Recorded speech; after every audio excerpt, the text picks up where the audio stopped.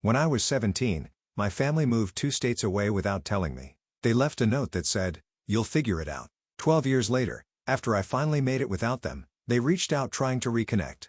When I was 17, I came back to a completely empty home and a note on the kitchen counter. It was the cruelest thing I've ever read. It just said, "You'll figure it out." I didn't know what I'd done wrong. I figured they were just tired of pretending they loved me. But the truth was, they had never even pretended. When I was 13, I made a birthday cake for my mom by myself, only to have her call it clumpy. At 15, I tutored my brother through finals. All the while, he called me a know-it-all and slammed his door in my face. At 16, I gave my entire paycheck to my dad so he could cover bills, but got yelled at when I brought it up later after he said I was useless. I was always useful, but never loved. My parents and my brother, my only family, had packed up and moved 2 states away without telling me. I found out from the landlord a week later. I had a week to move out because they canceled the lease early. I slept at a friend's house for 3 nights before I ran out of places to go. Eventually, I was sleeping in the back of a storage unit I rented with the last of my savings. I snuck in and showered at the YMCA, ate peanut butter with a spoon for my breakfast, lunch, and dinner, applied for jobs on free library computers, and pretended everything was okay. Eventually, I got hired at a diner, server for the night shift. The manager was gruff, but fair. Paid me cash under the table until I could get an ID. She let me nap in the break room once when I nearly collapsed from exhaustion. I clawed my way through it, bought a prepaid phone, saved every single receipt, watched free YouTube tutorials on finance and goal setting. The first year, I barely survived, but I made it through. The turning point came when a regular at the diner offered me a temp job cleaning out office files. It paid triple what I made serving. I said yes. That job led to another and another. I learned quickly, showed up early, and asked questions. By 22, I was freelancing full-time. By 25, I launched a consulting business. Just me, a folding table, and a borrowed laptop. By 27, I had 5 contractors under me, my own office, and a client roster that included companies I used to dream about. And by 29, I was officially a millionaire. Not influencer millionaire, not fake it for Instagram millionaire, actual savings with a retirement account, no debt, paid off apartment, health insurance I could afford. The first time I saw my bank app hit 7 figures, I cried. Throughout those tough years, my family never reached out, not even once. I saw my brother pop up in a suggested friends list once. He's married now, still living in the state they disappeared to. I stared at the screen for a long time, wondering if he ever told his wife about me, if he said I ran away, or if he says nothing at all. Sometimes I still wonder if it would have been easier to hate them, but truthfully, it was never hate. It was heartbreak. I go to therapy now because I want to stay unbroken. I've made a list of people who saved me when they didn't have to, like coworkers, classmates, and strangers who showed me what real support looks like. Last week, a podcast interview I did about surviving family estrangement blew up online. It hit 1 million views in 4 days. My inbox filled with messages of support, gratitude, and strangers telling me I put words to their pain. And then one email stood out. The subject line, "You're still our daughter." It was from my mom. No apology. Just a paragraph about hearing my side and how maybe we could talk. Then another message, this time from my brother. "We miss you. Can we fix this?" I stared at the screen for a long time before closing the laptop. I sat with it and wondered if healing means looking back or staying forward. I didn't respond right away, so I needed time to process. My therapist, Melissa, suggested I take at least a week before making any decisions. "Give yourself space to feel whatever comes up," she said during our session. "There's no rush to respond." So I did. I focused on work, went to the gym, had dinner with friends, normal stuff. But those emails haunted me. I kept opening them, reading them, closing them again. My mom's message felt cold, clinical almost. Like, she was reaching out to a distant acquaintance. My brother's was shorter, but somehow felt more genuine. I couldn't stop thinking about them. After 10 days, I decided to reply to my brother first. Just something simple. I wrote, "It's been 12 years. What changed?" Then I hit send before I could overthink it. His response came within an hour. He said the podcast made him realize what they've done. He claimed he was only 15 when they left me, that he didn't have a choice, that he'd always wondered about me, that he'd looked me up online a few times over the years but never had the courage to reach out, that seeing me successful made him proud. I didn't buy it. Not completely. If he'd been so concerned, why wait until I was publicly successful? I asked him exactly that. His next email was longer. He admitted that money was tight for them, that my parents' business had failed, that his wife was pregnant with their second child, that medical bills were piling up. I felt my stomach drop. There it was, the real reason. I didn't respond for another week. Then my mom sent a follow-up email with old family photos attached. Pictures of me as a baby. Pictures of us at the beach when I was maybe 5 or 6. Pictures of me and Michael building a snowman. Happy moments that felt like they belonged to someone else's life. At the bottom of the email she wrote, "We made mistakes. We want to make amends." I showed the emails to Melissa during our next session. She reminded me that I was in control, that I could set boundaries, that I didn't owe them anything. But she also said that closure might help me move forward, whether that meant reconciliation or a final goodbye. I nodded along, but inside, I felt conflicted. Part of me wanted to tell them to go to hell. Another part wanted to understand why they left me, and a tiny stupid part of me still wanted them to love me. I decided to meet my brother first. Just him. No parents. We arranged to meet at a coffee shop in Chicago halfway between where we both lived. I flew in that morning, checked into a hotel, and tried to calm my nerves. I almost canceled 3 times, but at 2 p.m., I walked into that coffee shop and saw him immediately. He looked older, heavier, with a receding hairline, but his eyes were the same. He stood up when he saw me, awkward and uncertain. I didn't hug him. We just sat across from each other with our coffees like strangers. The first 20 minutes were painful. Small talk about the weather, about my flight, about his drive. Then he started apologizing. "Emma, I'm so sorry," Michael said, his voice cracking. "I was just a kid when it happened. I didn't know they were planning to leave you behind until it was too late. I was too scared to stand up to them. I just listened, watching his face for signs of deception. He seemed sincere, but I'd been fooled before. I asked him the question that had haunted me for 12 years. Why me? Why was I the one left behind?" He looked down at his coffee. "They always saw you as the strong one, the independent one, the one who would be fine on your own. They thought you didn't need them as much as I did. They convinced themselves you'd be better off without them." It was the most ridiculous thing I'd ever heard. I told him about the storage unit, about eating peanut butter for weeks, about showering at the YMCA and working night shifts at 17. His face crumpled. "I didn't know," he whispered. "They told me you had a plan, that you wanted to stay behind, that you were going to live with a friend's family, that you'd chosen to separate from us. All lies." By the end of our meeting, I wasn't sure what to think. He seemed genuinely remorseful. He showed me pictures of his wife and daughter, told me about his job as an accountant, asked about my business, didn't directly ask for money, which surprised me. When we parted, he hugged me. I let him, but I didn't hug back. I just stood there, arms at my sides, feeling nothing. Back at my hotel, I called Melissa, told her everything. She pointed out that while my brother seemed sorry, he was still framing himself as a victim rather than acknowledging his role in my abandonment. She was right. He'd been 15, not 5. Old enough to pick up a phone, old enough to send an email, old enough to check on me at some point in 12 years. That night, my mom called. I hadn't given her my number, so Michael must have. I almost didn't answer, but curiosity won out. Her voice sounded older, raspier. She cried when I said hello, started talking about how proud she was of me. How she'd always known I would succeed, how special I was. I let her talk herself out. Then I asked her the same question I'd asked my brother. Why me? Her answer was different. "We were in debt, Emma. We couldn't afford 3 mouths to feed. We knew you were smart enough to make it on your own. We figured you'd go to social services and get placed with a better family. We thought we were doing you a favor." I hung up on her, blocked her number immediately, threw my phone across the room, and screamed into a pillow. The next morning, I had an email from my dad. First contact in 12 years. He didn't apologize. Instead, he wrote about how hard their lives had been, about medical bills and failed businesses, about how Michael's wife needed surgery, about how they were facing eviction. Then at the very end, he asked if I could help the family out. Not a single question about my life, not a single acknowledgement of what they've done. I forwarded the email to Melissa with the subject line, and there it is. She called me immediately despite it being Sunday.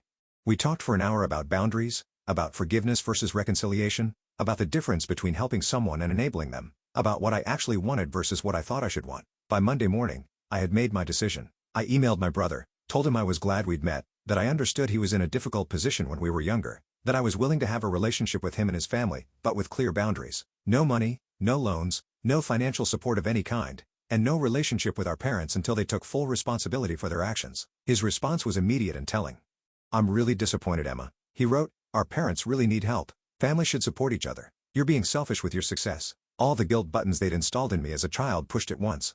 I didn't respond. Instead, I booked an appointment with Melissa and a vacation to Bali. I needed space to process everything. 3 days later, Michael called, left a voicemail apologizing for his email, said he understood my position, said he still wanted a relationship on my terms, said he'd respect my boundaries. I listened to it twice, trying to decide if he was sincere or just changing tactics.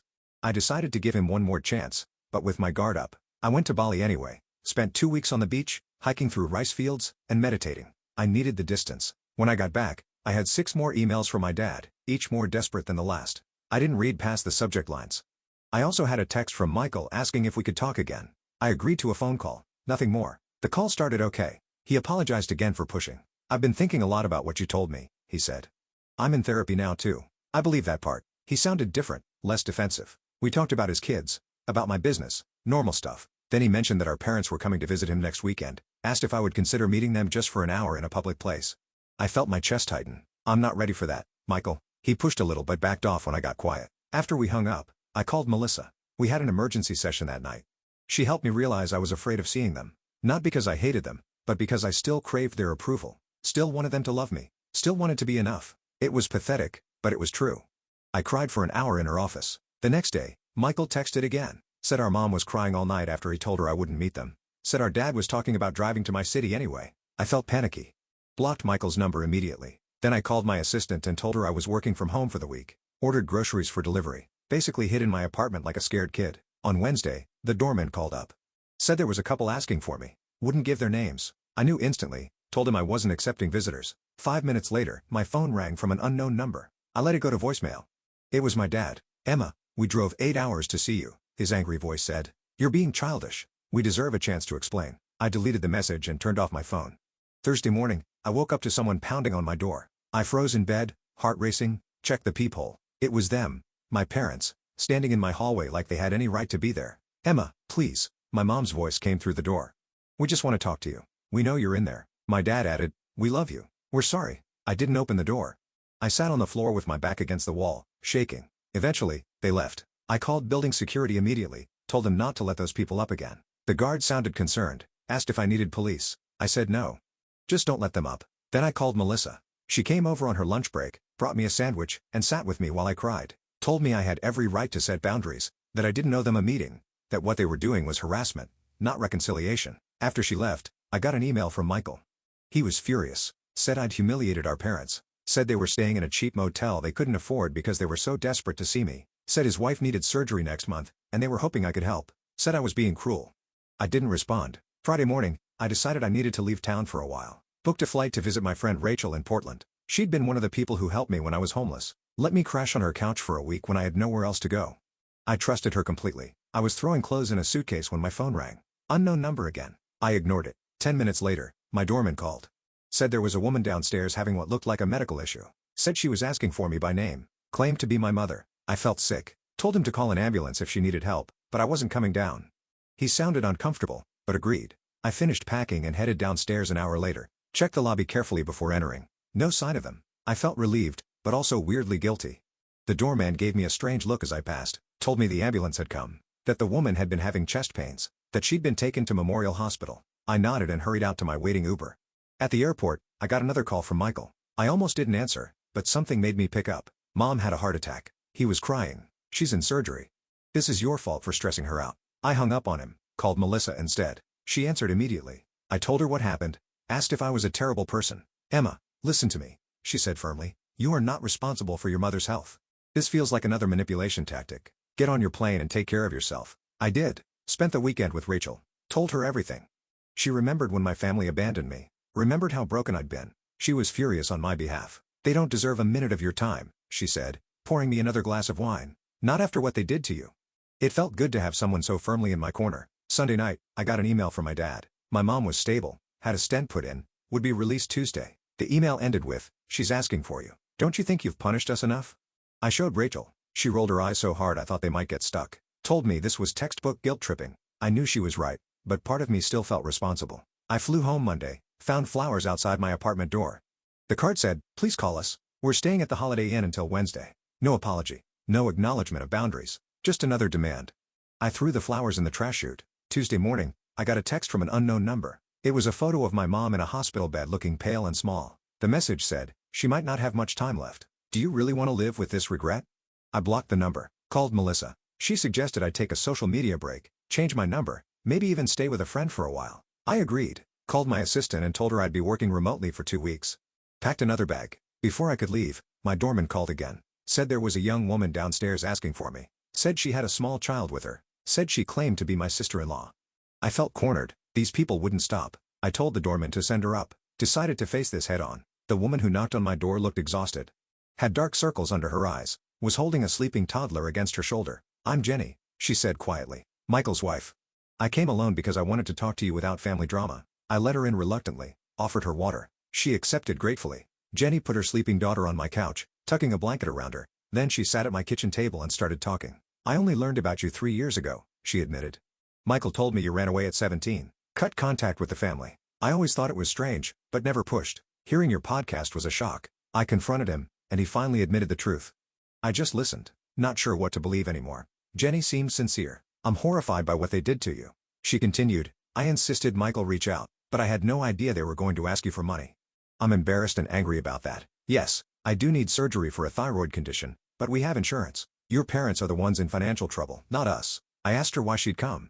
She looked me straight in the eyes. You deserve to know the whole truth. She said, your parents have been telling everyone you abandoned the family, that you were mentally unstable, that you stole money from them before disappearing, that they spent years looking for you. All lies to cover what they've done. I felt like I'd been punched. How do you know this is true?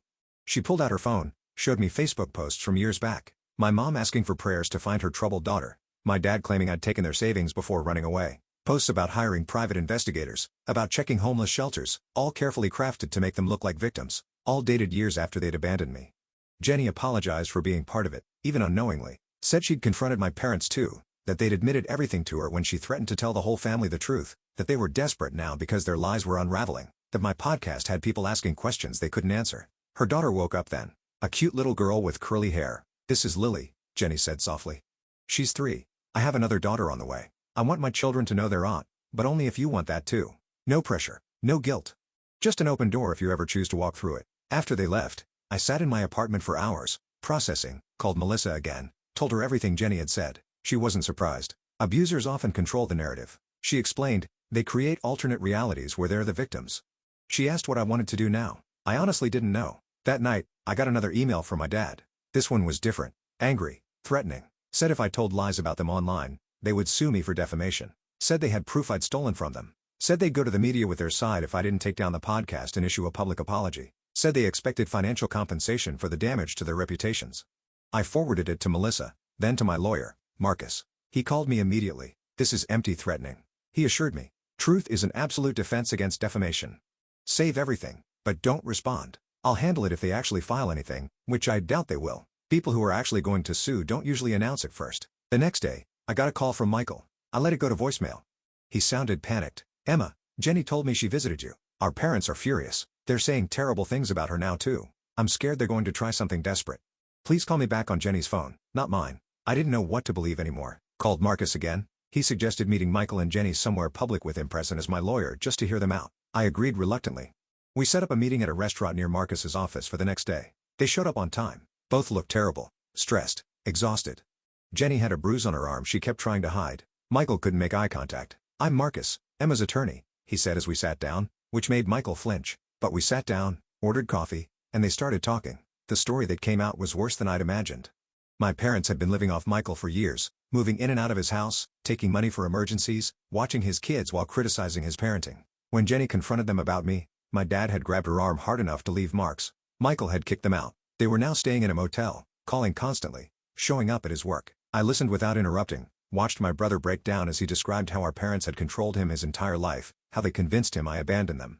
How he'd been too scared to question their version of events. How he'd been trapped in their web of manipulation and lies for 12 years. How he was terrified they would hurt Jenny or the kids. Marcus asked careful questions about financial entanglements, about house titles and bank accounts, about whether my parents had keys to their house. Michael answered everything. Said they'd co-signed his mortgage, said his dad was still on his bank account from when he was in college, said they had spare keys, said they knew all his passwords.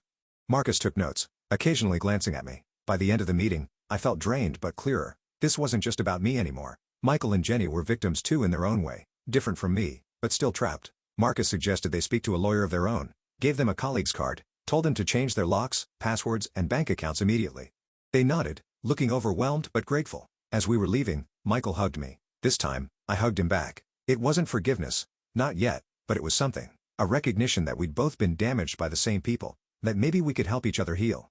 That night, I got a series of increasingly unhinged texts from my parents' numbers. Accusations, threats, guilt trips. I blocked them all. Then I called Jenny, asked if they were safe. She said yes. They'd changed the locks, stayed with friends the night before.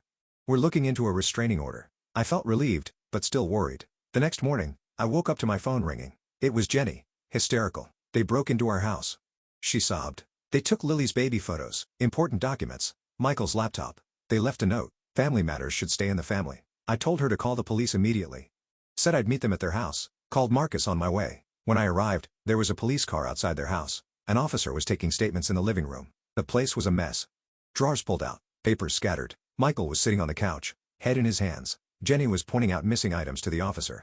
I introduced myself as family, there to help. The officer seemed skeptical the grandparents would break in. Are you sure they didn't just use a key? He asked. Maybe this is a misunderstanding? Jenny showed him her bruised arm, told him about the escalating behavior, about the threats, about how they'd been stalking them. He took notes but didn't seem convinced. Said without evidence, it would be hard to prove who did this. After the police left, we cleaned up together. Found more missing things, photo albums, financial documents, the spare key to their car. Michael looked defeated. "This is my fault," he said. "I should have protected my family better. Should have stood up to them years ago. Should have looked for you harder." I didn't disagree, but I didn't pile on either. We were beyond that now. Marcus arrived as we were finishing. Looked around grimly. Said this changed things, that we needed to document everything. That breaking and entering was a serious crime, that we should all stay somewhere else for a few days, that he'd help us file for emergency restraining orders in the morning. We nodded. Too exhausted to argue. Jenny packed bags for them while Michael and I secured the house as best we could, changed locks again, checked windows, discussed security cameras. It felt surreal, taking these precautions against our own parents, but also necessary. They'd crossed a line that couldn't be uncrossed. As we were leaving, Michael got a text from our dad. Just 3 words. "We're watching you." He showed it to me, hands shaking. I took a screenshot, sent it to Marcus, then I made a decision. Told them they were coming to stay with me. My building had security, cameras, a doorman who already knew not to let our parents in. They accepted gratefully. That night, the 4 of us ate takeout in my living room. Lily played with toys Jenny had packed.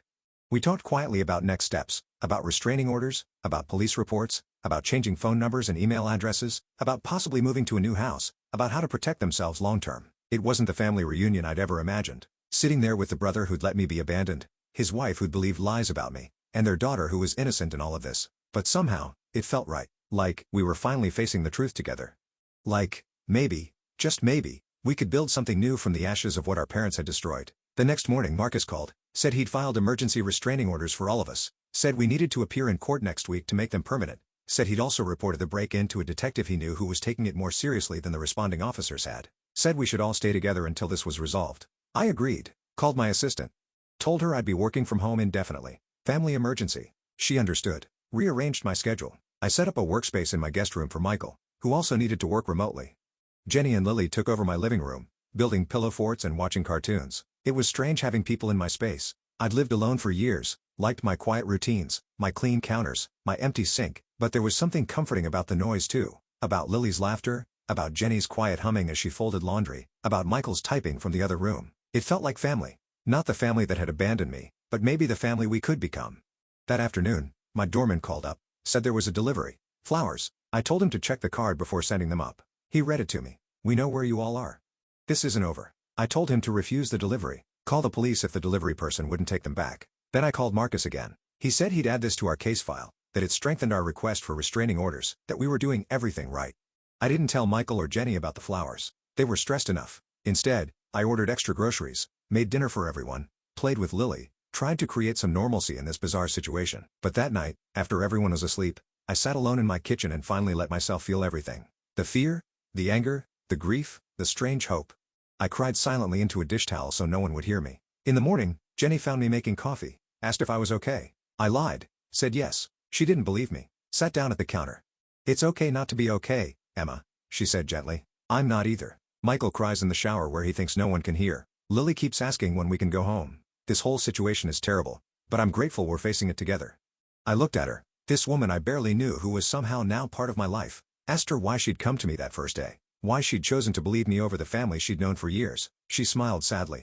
"I've always felt something was off about your parents, about the stories they told, about the way they controlled Michael." The podcast confirmed my suspicions. I couldn't let my daughters grow up thinking abandoning a child was ever acceptable. We hugged then. First time, it felt awkward but genuine, like the beginning of something. Not friendship exactly, not yet, but understanding. Solidarity. A shared determination to break the cycle of mistreatment that had damaged us all. The next few days fell into a routine. Working, cooking, playing with Lily, checking in with Marcus, jumping at unexpected noises, flinching when phones rang, living in a strange limbo of domestic normalcy and underlying tension. We were safe, but not at peace. Together, but still healing. Family, but still learning what that meant. On Friday, Marcus called with news. The detective had found evidence. Security footage from a gas station near Michael's house showed our parents' car parked there during the time of the break-in. The restraining order hearing was set for Monday. He was confident we'd get approved. We all felt relieved but still anxious, still waiting for the next escalation. It came that night. A brick through Michael's car window in the parking garage. No note this time. No need for one. The message was clear. The building security footage showed a man in a baseball cap. Face carefully turned away from cameras. We couldn't prove it was our dad, but we all knew. Filed another police report. Added it to our case file. Tried not to let Lily see how scared we were. Sunday night, we sat together making a plan for court. What to wear? What to say? What evidence to bring? How to explain our family history without sounding crazy? How to make the judge understand the pattern of escalation? How to protect ourselves legally and physically? It felt surreal discussing our parents this way. Like, talking about strangers. Dangerous strangers who happen to share our DNA. As we talked, my phone pinged with an email notification from my mom. Subject line: last chance. I almost deleted it unread, but something made me open it. It was short. Just one line.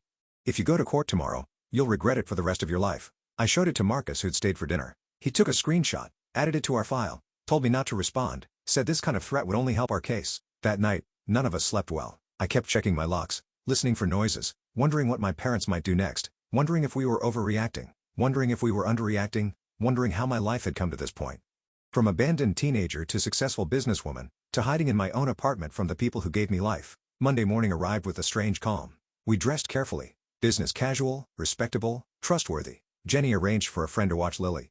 We drove to the courthouse in separate cars just in case. Met Marcus on the steps outside. He looked confident, briefcase in hand, told us he'd handled dozens of cases like this, that the evidence was strong, that judges took threats seriously, that we'd be protected. As we walked into the courthouse, I spotted them. My parents, standing near the entrance, looking older than I remembered, smaller somehow. My mom saw me first, made a move toward me. My dad grabbed her arm, held her back. They watched us pass, didn't speak, didn't try to approach, just stared with a mixture of anger and something else, something that might have been fear. We filed past them into the building, checked in at security, followed Marcus to the correct courtroom, sat together on a bench, waiting for our case to be called. Could feel my parents enter behind us, could sense them sitting on the opposite side of the room, could almost hear their whispered conversation, but I didn't turn around, kept my eyes forward, focused on breathing. The judge called our case. We stood, walked forward, took our places. Marcus presented our evidence calmly. The break-in, the threatening texts, the flowers, the brick, the email, the history of abandonment and manipulation. The judge listened carefully, asked clarifying questions, looked at our parents with increasing concern. When it was their turn, my parents approached the bench. No lawyer, just them. My dad spoke first, claimed we were exaggerating, that they were just trying to reconnect with family, that they'd never broken any laws, that they loved us and wanted to make amends. That this was all a misunderstanding blown out of proportion. The judge asked about the security footage, the threatening messages. My dad denied everything, said it wasn't them on the footage. Said their texts were being misinterpreted, said they were the victims here, not us. My mom nodded along, occasionally dabbing at her eyes with a tissue. Then the judge asked them directly about abandoning me at 17. My dad hesitated, started talking about troubled teens, about difficult decisions, about doing what they thought was best. The judge cut him off, asked again directly, "Did you leave your minor child alone and move to another state?" My dad looked down, mumbled something about financial hardship. The judge's expression hardened. After hearing both sides, the judge granted our restraining orders. 3 years, no contact, no approaching our homes or workplaces, no messages through third parties. Any violation would result in immediate arrest. My parents looked stunned, like they couldn't believe this was happening, like they'd never faced consequences before. As we left the courtroom, my mom called my name just once, softly. I kept walking, didn't look back, felt a weight lifting with each step. Not healing, not yet, but the beginning of it. The first real boundary that couldn't be crossed without serious consequences. Outside, Marcus shook all our hands, said we'd done well, said the orders were solid, said to call him immediately if there were any violations, said he was proud of us for standing up for ourselves. We thanked him, feeling dazed but relieved, like survivors of a natural disaster blinking in the sunlight. Michael hugged me on the courthouse steps, a real hug this time. "I'm sorry, Emma," he said, voice breaking. "For everything. For not protecting you then, for not finding you sooner, for believing their lies, for bringing this chaos back into your life." I hugged him back, told him we were going to be okay, that we had each other now, that we could build something new, something better. As we walked to our cars, I felt my phone buzz, a text from an unknown number. I almost didn't check it, but when I did, I felt a chill. It was a photo of Lily at her friend's house playing in the backyard, unaware she was being watched. Below it, just 4 words, "This isn't over yet." I showed Michael the text immediately. His face went white. He called Jenny, who was already on her way to pick up Lily. I told them to meet us at my apartment. Then I called Marcus from the car, my hand shaking so bad I could barely hold the phone. He told me to forward him the text and drive straight home. Said he'd call the police and meet us there. Said this was a clear violation of the restraining order. Said to stay calm, but vigilant. The drive back felt like it took forever. I kept checking my mirrors, paranoid my parents were following me. When I finally pulled into my building's garage, I sat in my car for a minute just breathing, trying to get my poop together before facing Michael and Jenny. They needed me to be strong right now. I found them already in my apartment, Jenny clutching Lily like she might disappear. The poor kid looked confused and scared. Michael was pacing, running his hands through his hair over and over.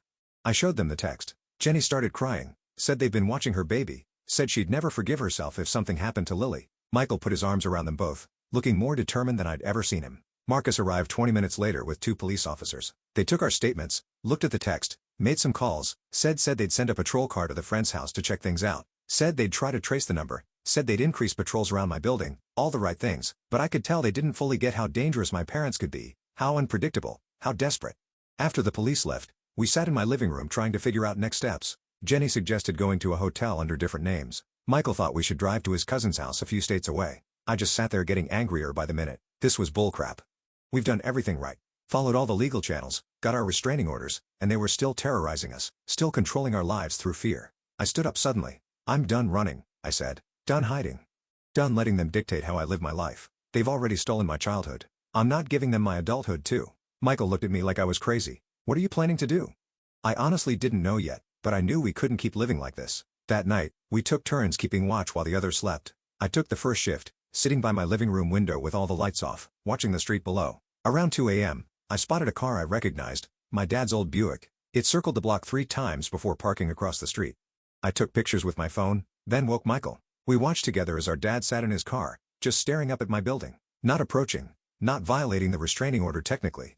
Just letting us know he was there, watching, waiting. In the morning, I sent the photos to Marcus. He said it was concerning, but not technically a violation since my dad stayed in his car away from the building. Said to keep documenting everything. Said he talked to the detective again. I hung up feeling frustrated. The legal system had limits. Restraining orders were just pieces of paper. They couldn't stop someone determined to hurt you. Jenny and Michael decided to take Lily to a hotel for a few days, somewhere with interior corridors and good security. I helped them pack, hugged them goodbye, promised to check in every few hours. After they left, I sat in my empty apartment feeling strangely calm, like I'd reached some kind of decision point, like I couldn't keep living in this limbo. I called Melissa, told her everything, asked her what she thought I should do. She was quiet for a minute, then she asked me a question that hit me hard. What do you actually want from your parents? Not what I didn't want, not what I was afraid of, but what I actively wanted. I realized I'd never really thought about it that way. After we hung up, I made a list. What I wanted. 1. To live without fear. 2. To have a relationship with my brother and his family. 3. To stop feeling responsible for my parents' actions. 4. To be free of the past. Nowhere on that list was reconciliation with my parents. Nowhere was forgiveness. Nowhere was understanding why they did what they did. I just wanted to be free of them. That afternoon, I did something crazy. I emailed my parents. Just a short message. I know you're watching my building. I know you're not going to stop. So let's talk. One last time. Tomorrow, noon. The coffee shop on 8th Street. Just me. No police. No lawyers. After that, you leave us all alone forever. I hit send before I could change my mind. I didn't tell Michael or Jenny. Didn't tell Marcus or Melissa. This was something I needed to do myself, for myself. I wasn't naive enough to think my parents would suddenly become reasonable people, but I needed to face them on my terms, needed to say my piece, needed to end this cycle once and for all. My dad replied within minutes. Just, we'll be there. No threats, no guilt trips, just confirmation. I spent the rest of the day preparing, not physically, mentally, thinking about what I wanted to say, what I needed them to hear, what boundaries I needed to set. I slept surprisingly well that night. Like, making a decision had lifted some weight off me. The next morning, I dressed carefully, not to impress them, just to feel strong, confident. I took an Uber to the coffee shop, arriving 15 minutes early. Chose a table in the back corner where I could see the door, but wasn't immediately visible from outside. Ordered a coffee I didn't really want. Just sat there, waiting. Surprisingly calm. They arrived exactly at noon, looking older than they had in court, more tired. My mom spotted me first, nudged my dad. They walked over slowly, like they were approaching a wild animal that might bolt, sat down across from me without speaking. We just looked at each other for a long moment. These strangers who were my parents, these people who had shaped me in ways they'd never understand. I spoke first. I didn't call this meeting to reconcile or to give you money or to hear excuses. I called it to make you understand one thing. It's over. You've lost. Not just the court case. You've lost me. Lost Michael. Lost your grandchildren. Lost any chance of being part of our lives. And if you can't accept that, if you keep stalking us, threatening us, trying to force your way back in, I will destroy you. My dad started to interrupt. I held up my hand. I'm not finished. Then I pulled out my phone, showed them screenshots of all their threatening messages. The photo of Lily, the emails. I've sent copies to everyone in your lives, your siblings, your church, your neighbors, your employers, everyone. Not yet, but I will if you contact any of us again. If you come near our homes, if you so much as mention our names to anyone we knew. My mom started crying. We just want our family back. We made mistakes, but we deserve another chance. We're getting older and don't want to die alone. I looked at her for a long moment. You should have thought about that before abandoning your 17-year-old daughter, before lying to everyone about what you've done, before breaking into Michael's house, before threatening your own grandchild. My dad got angry then. You're ungrateful. You've always been difficult. You've turned your brother against us. You owe us for raising you. I just laughed. Actually laughed in his face. Do you really think you're entitled to gratitude for doing the bare minimum as a parent for 17 years before abandoning me completely? Do you think your parenting was so stellar that I should be thanking you for it? He didn't have an answer for that. Just sat there, red-faced and silent. My mom was still crying, but I felt nothing. No guilt, no sympathy, just a cold clarity that these people were never going to change, never going to take responsibility, never going to be the parents I deserved. I stood up to leave. This is your last warning. Next time you violate the restraining order, I won't just call the police. I'll make sure everyone you know understands exactly what kind of people you really are. I have the resources to make your lives very difficult if you force my hand. I don't want to do that, but I will to protect my family, my real family, Michael, Jenny, Lily, the people I choose. As I walked away, my mom called after me. Do you really hate us that much? I stopped, turned around. I don't hate you. I feel nothing for you. You're strangers to me now, and that's your loss, not mine. I walked out of that coffee shop feeling lighter than I had in years. Called Michael from the sidewalk, told him everything. He was upset at first that I'd met them alone, then concerned they might retaliate. But mostly, he seemed relieved that someone had finally stood up to them directly. Said he wished he'd had the courage to do it years ago.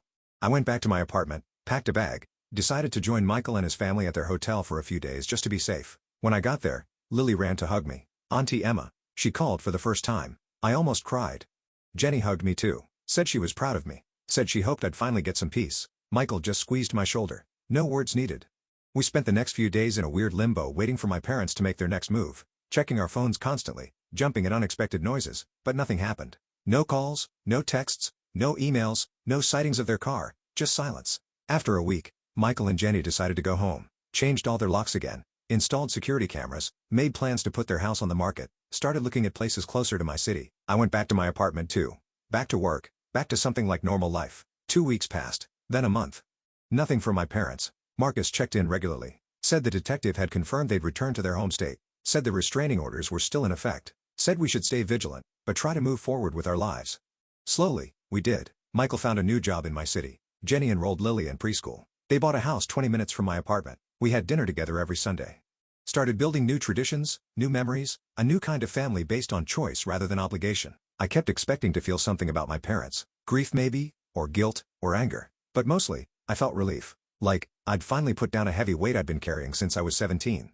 Like, I could finally focus on the future instead of the past. 6 months after the coffee shop confrontation, I got a letter forwarded through Marcus so my address stayed private from my mom. I almost didn't open it, almost threw it away unread, but curiosity went out. It was short. Just a few paragraphs, no excuses this time. No demands, just an acknowledgement that they'd hurt me deeply, that they'd failed as parents, that they understood why I wanted nothing to do with them, that they were getting counseling, that they would respect the restraining orders, that they hoped someday I might be willing to hear a proper apology, but understood if that day never came. I showed it to Michael. He got a similar letter. We talked about it over dinner that night, about whether it was sincere, about whether it changed anything, about whether we could ever trust them again. We didn't reach any conclusions, just agreed to take it one day at a time to prioritize our healing, to protect the family we were building. I keep the letter in my desk drawer. Not because I'm ready to forgive, not because I want reconciliation, but because it represents something important. My parents finally recognizing my right to set boundaries, my right to choose who I allow in my life, my right to define family on my own terms. Last week, Lily had her 4th birthday party. Michael and Jenny invited me to help plan it. We had it at my apartment, balloons everywhere. A cake I ordered from a fancy bakery. Presents piled on the coffee table. Lily running around in a princess dress, laughing. Jenny taking pictures, Michael grilling on my balcony, friends stopping by throughout the day. So much noise, so much joy. At one point, I stepped into the kitchen for a moment alone, just watching through the doorway as Michael swung Lily around in circles. As Jenny laughed at something a friend said, as my apartment, once so empty and quiet, filled with life and love. I thought about that note on my kitchen counter 12 years ago. You'll figure it out. And I had, not the way they meant, but I'd figured out what family should be, what love should look like, what I deserved all along. I'm not saying everything's perfect now. I still have trust issues, still go to therapy every week, still have nightmares sometimes about being abandoned, still flinch when my doorbell rings unexpectedly, but I'm healing. We all are. Building something new from the broken pieces of our past, something stronger, something chosen, something real. Sometimes people ask if I'll ever reconcile with my parents, if I'll ever let them meet Lily, if I'll ever forgive them for what they did. I don't have answers to those questions yet. Maybe someday, maybe never. But what I do know is this. I'm not defined by what they did to me anymore. I'm defined by what I built after, by the person I chose to become, by the family I chose to create, and that's enough.